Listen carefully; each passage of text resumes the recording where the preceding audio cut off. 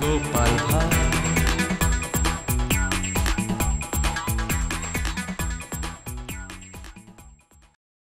এবারের গল্প কাকতাড়ুয়া।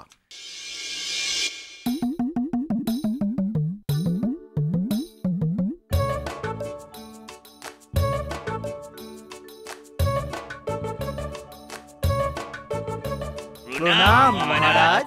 আপনি আমাদের ডেকেছিলেন মহারাজ? হ্যাঁ হ্যাঁ হ্যাঁ হ্যাঁ, এসো বসো, সব ওই আসনে বসো। হ্যাঁ হ্যাঁ হ্যাঁ, এই বসি মহারাজ। অচক ঠাকুর, আদেশ মহারাজ। এদের সবাইকে অমৃত সেবন করো। যথা আজ্ঞা মহারাজ।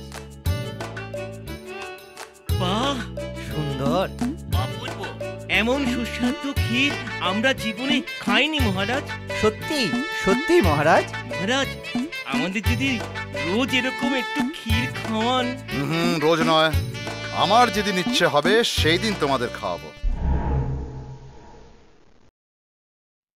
সত্যি সেদিনকার ক্ষীরটা যা সুন্দর ছিল না, আবার খেতে ইচ্ছে করছে।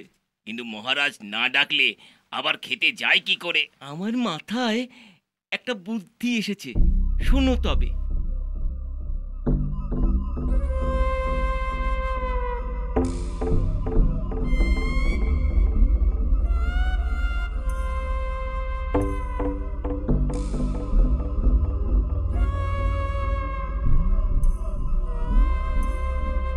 বাহ, যা দারুণ সুগন্ধ বেরিয়েছে না।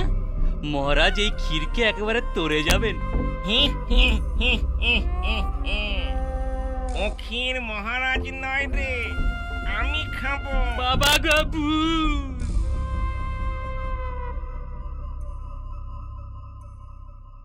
বাহ, সুস্বাদু রান্না বটে ঠাকুরের, পেট ভরলেও মন ভরে না। কই ঠাকুর, ক্ষীরটা নিয়ে এসো। আগে মহারাজ, ক্ষীর নেই, ভূতে খেয়ে নিয়েছে। হ্যাঁ, ভূতে ক্ষীর খেয়েছে? এবং তাও একদিন নয়, পর পর 6 দিন হলো। চিন্তা করবেন না মহারাজ, আমি আপনার ক্ষীর চোর ঠিক ধরবো।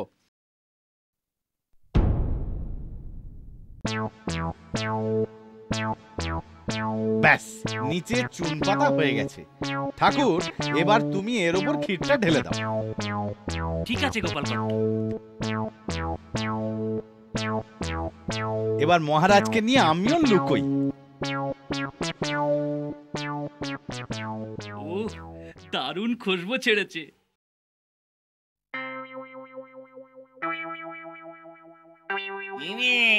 ক্ষীর দিবি না? হ্যাঁ হ্যাঁ, নিশ্চয়, এই নাও।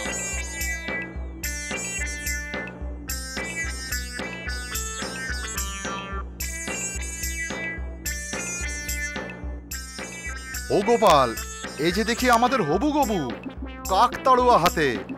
বলি, কি করছে বলো তো ওখানে?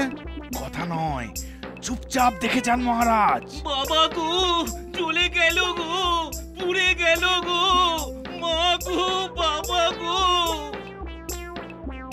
মহারাজ, চোর ধরা পড়েছে, এবার চলুন। মহারাজ, দয়া করুন, ছেড়ে দিন, ভুলেও আর কোনোদিন ক্ষীর চুরি করব না।